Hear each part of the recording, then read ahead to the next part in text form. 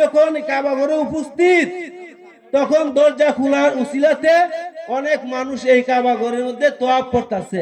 ভিতরে কেডা? মাওলা আলী আলাইহিস সালাম। কোথায়? কাবা ঘরে। কথা বুঝতে হবে।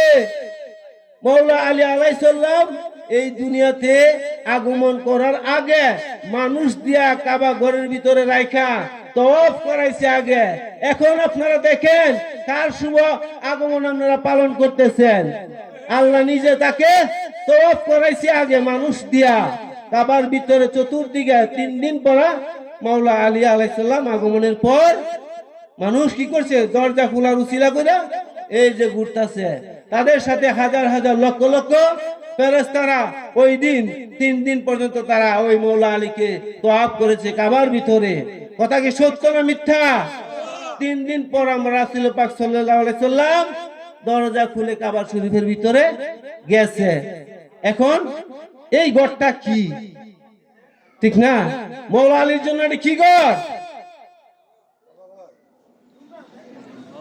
মহিলারা বুঝবো আসলে কি ঘর। হ্যাঁ, সড়ি ঘর। ঠিক না বেটি? মাওলা আলীর জন্য এটা কি ঘর? সড়ি ঘর। এই সড়ি ঘরে লাইকা 3 দিন ভরা মানুষে তওয়াফ করছে মাওলা আলীকে। সকলে বলেন আল্লাহু আকবার।